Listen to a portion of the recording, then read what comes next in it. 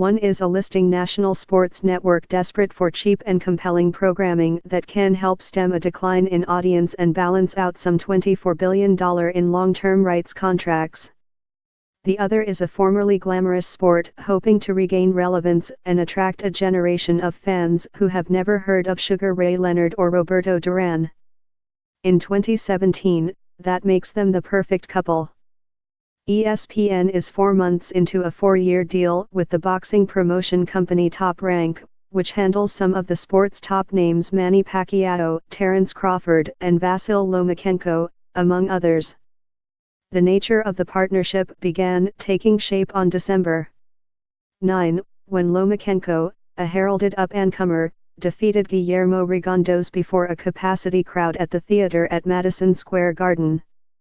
ESPN and Top Rank declined to discuss the terms of the deal, but the amount the network will pay over 4 years is estimated to be less than the cost of a single Monday Night Football game. The Top Rank deal will bring 18 fights to ESPN's networks next year, 2 on ABC. Disney owns both ESPN and ABC, and several more on ESPN+. The streaming service ESPN will start in 2018. The deal will aim to alter the economics and visibility of boxing, while giving ESPN dozens of hours of relatively cheap programming. It is really repositioning the sport, said Todd Duboff, the president of Top Rank.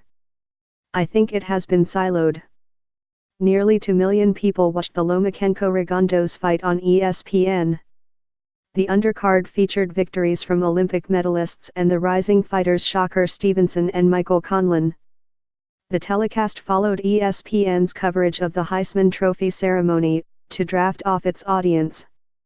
To garner a following, ESPN needs fights like these in the worst way. ESPN receives $7.54 per month from every pay television subscriber whose system carries the network, according to SNL Kagan, which does media research. That fee accounts for more than half of the company's revenue. But ESPN's subscriber base has declined to 87 million households from 100 million in 2012, as people increasingly decide to live without pay television.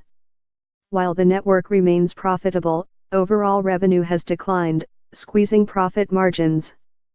Also, ESPN's audience is tiny for virtually everything except live major sports, dragging down Disney's stock price.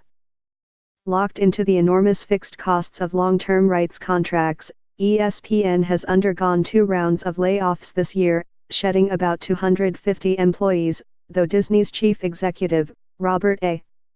Iger, still believes in the self-proclaimed worldwide leader in sports. "We've never lost our bullishness about ESPN," Iger said on a recent investor call. "The brand is strong, the quality of their programming is strong. While the agreement with Top Rank is minuscule compared with other broadcast rights deals, so far it has provided ESPN with good value. Last year, for instance, including the playoffs and finals, ESPN paid the NBA roughly $3.40 for each person who watched one of its NBA telecasts.